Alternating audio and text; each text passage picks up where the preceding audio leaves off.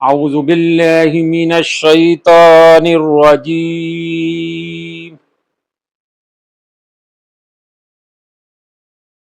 بسم اللہ الرحمن الرحیم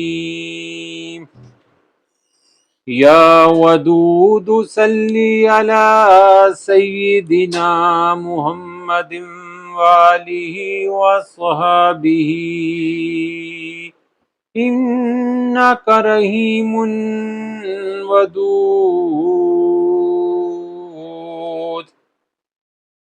الصلاة والسلام علی ختم النبیین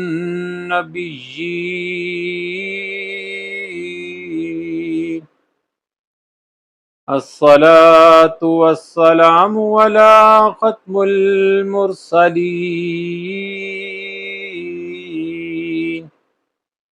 الصلاة والسلام علی رحمة للعالمین۔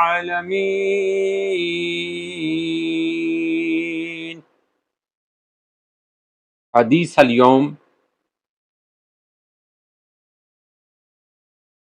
مساجد اور نماز پڑھنے کے مقامات کا بیان۔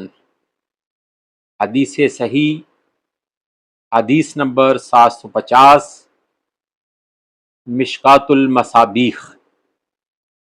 یہ حدیث مبارکہ ایک دعا کی شکل میں ہے۔ حضرت عطا بن یسار کو بیان کرتے ہیں کہ رسول اللہ صلی اللہ علیہ وآلہ وسلم نے فرمایا، اے اللہ میری قبر کو بت نہ بنانا کہ اس کی پوجا کی جائے۔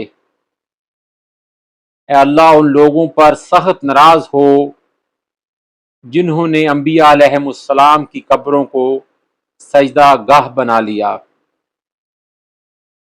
آج بھی ہم دیکھتے ہیں کہ لوگ مزاروں پر جا کر ماتھا ٹیکتے ہیں، جو کہ سراسر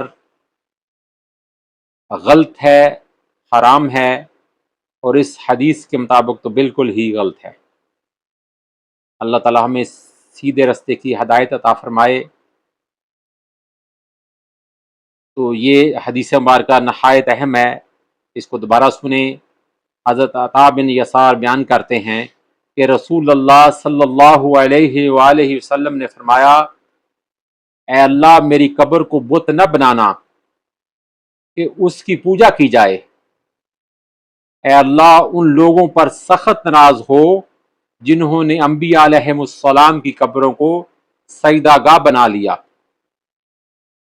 یہ حدیث صحیح ہے، اور یہ دعا جو ہے وہ اس طرح نبی کریم صلی اللہ علیہ وسلم نے مانگی، اللہم لا تجعل قبری وثنا عبدی اشتد غضب اللہ علی قوم اتخذوا قبور انبیائہم مساجد۔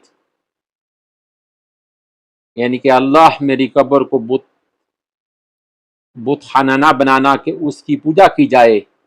اے اللہ ان لوگوں پر سخت ناراض ہو جنہوں نے انبیاء علیہم السلام کی قبروں کو سجدہ گاہ بنا لیا۔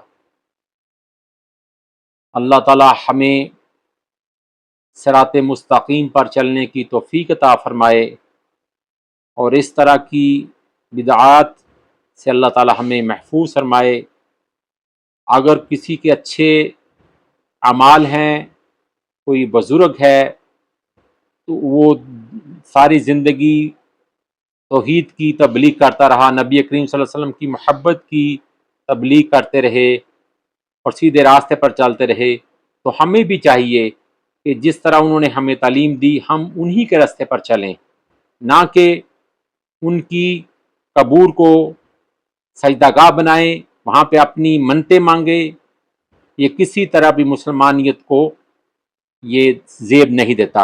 سجدہ صرف اللہ کے لیے ہے، اور اللہ تعالیٰ ہی حاجت روا ہے، اور وہی حاجتیں پوری کرنے والا ہے۔ اللہ تعالیٰ ہمیں ان برائیوں سے بچا کر رکھے، آمین۔